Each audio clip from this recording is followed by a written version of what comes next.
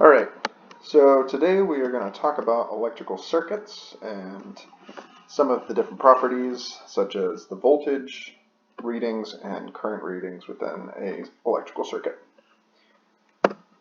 So right off the bat, let's just do a quick review. What is electric circuit? Well, electrical circuit is the flow of electrons, right? Electrons flowing through the wires in each component within the circuit. As we know, electrons flow from the negative side to the positive side, but we read current as going from positive to negative. So here's a very basic circuit setup where you have a battery or a cell, sometimes will be used instead. A cell or a battery is providing the voltage or the energy for your circuit. And then you have the wires connecting to, in this circuit, a light bulb, and then a switch within that light bulb that is also connected to the battery. So this switch can either have this open or have this closed, which will either turn on the light bulb or turn off the light bulb. Now when you close the circuit, the light turns on. That's because it is a complete circuit when the switch is closed. So that means that all the wires are then connected and the light bulb is able to turn on. But when you open the circuit or you open the switch, then there's a break in the circuit, and it's as if these two wires are not connected at all. Therefore, you don't have a flow of electrons. So here's some very basic circuit diagrams. I'm sure you guys have seen this before. We reviewed it kind of last week. But that same circuit setup that we had in the last slide, you can see here in the typical circuit diagram drawings. So these two lines represent a battery or a cell, and then a circle with an X in it is the lamp. This guy is the switch, so you can see it's open right now, so this is an incomplete circuit. When that's closed, it'll be a closed circuit. And then, of course, the red is the wire. Here's some other common symbols that you might see in circuit diagrams. Batteries typically will be two of those cell symbols together. You might see a buzzer, kind of looks like this. An ammeter is a circle with an A in it. A voltmeter is a circle with a V in it. A motor is a circle with an M in it. And then a resistor and a variable resistor. So there are two main types of circuits that we're going to talk about today. Mainly we're going to focus on series circuits, but there are also circuits or parallel circuits that can exist. So the difference between these two is that a series circuit is all one line of circuitry. So it's just a direct connection between everything. Whereas a parallel circuit, there are two paths that the electrons can take. They can either take this path and go directly back to the battery, or they can take a path that skips the first light and goes through the second light instead. So it has a choice on either going through the first light or the second light. It does not have to go through both.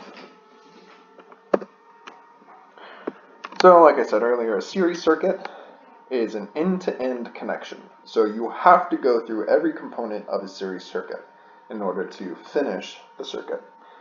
They make a simple loop for the flow of electrons, or the flow of the current.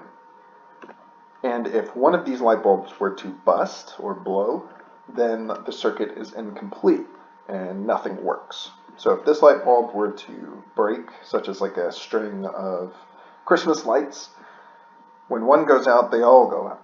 So that's the same setup for a series circuit.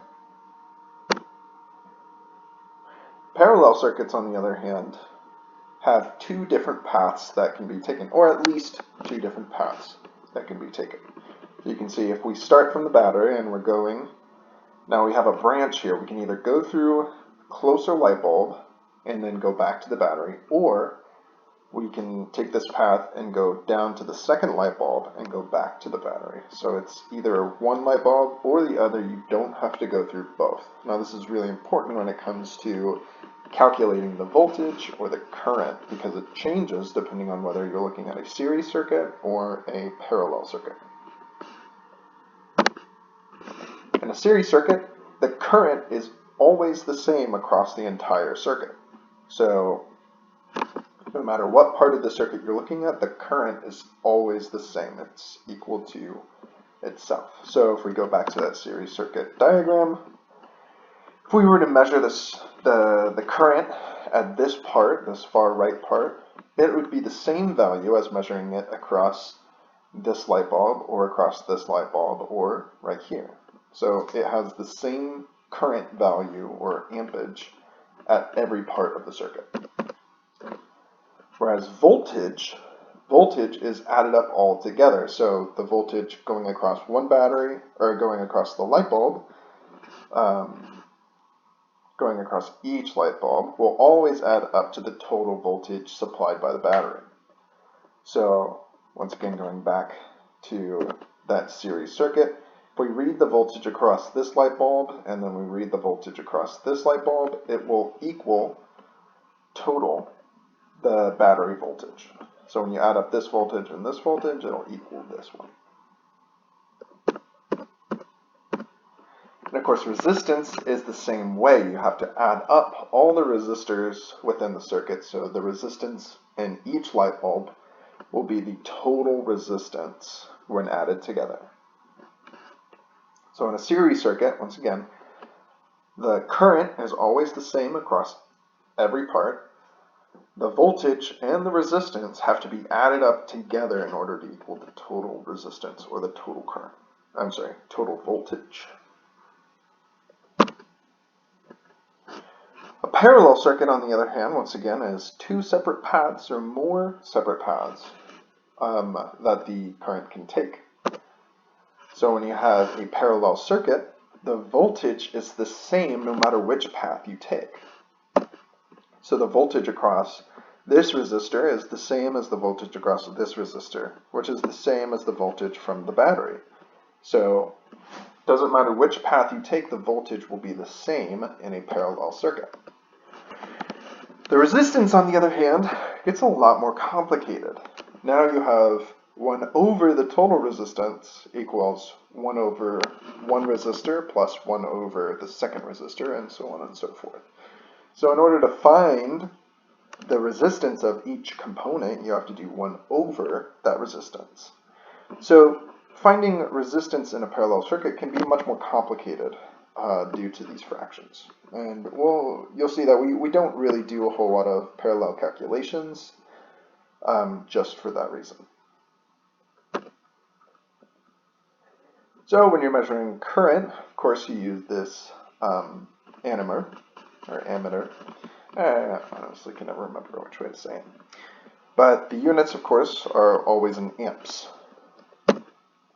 So once again, when you're measuring current in a series circuit, the ampage is always going to be the same no matter where you are. But over here in the parallel circuit, depending on where you're measuring that current, if you measure the current here, it'll be different than the current here and here.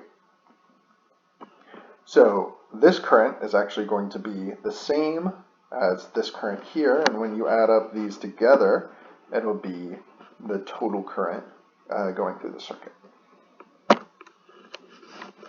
So of course we see that right here. So if you have a current of 2 amps, it's the same as in between these two light bulbs when it comes to the series circuit.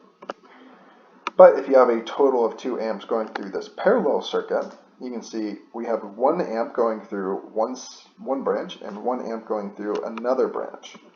Now, of course, this is going to change depending on what the resistance value of these two light bulbs are, but we're not going to get into that.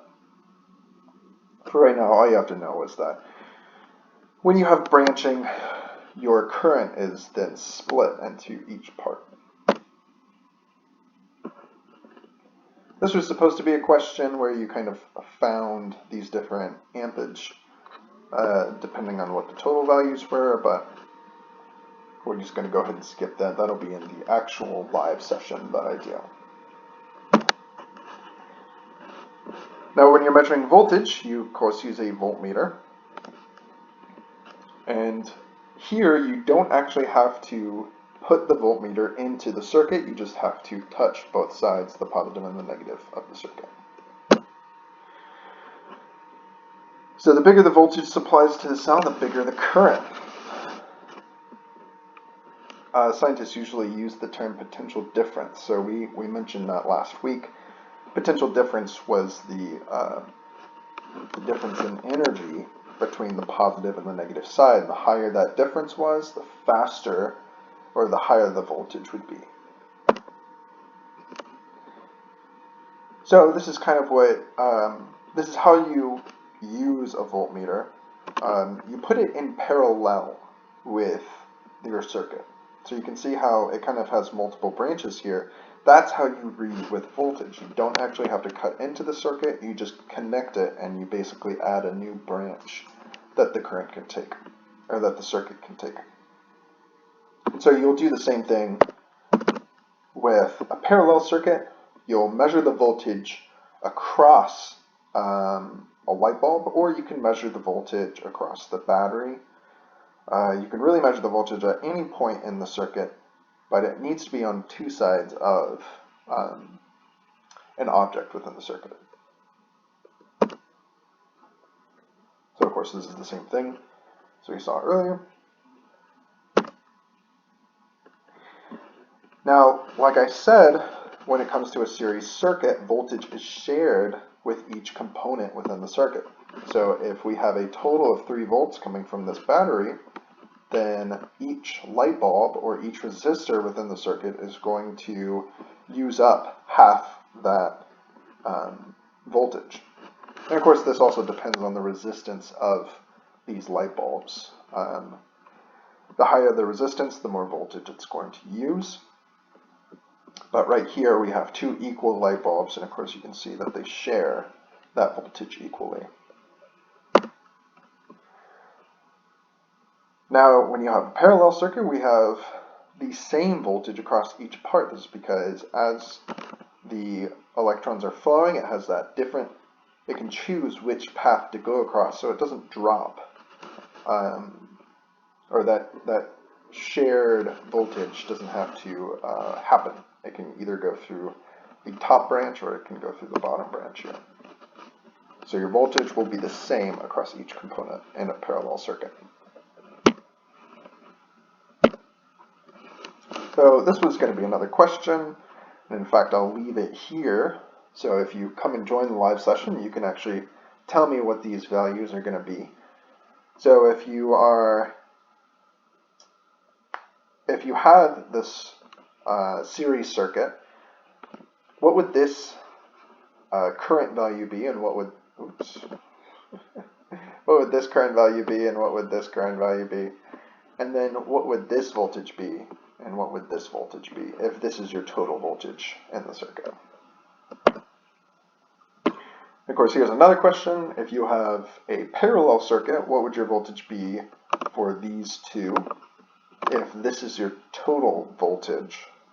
And what would your current be if this is your total voltage? How much would the voltage, if this is your total ampage, what would your current be at this part of the circuit and at this part of the circuit? And that's all I got for you this week.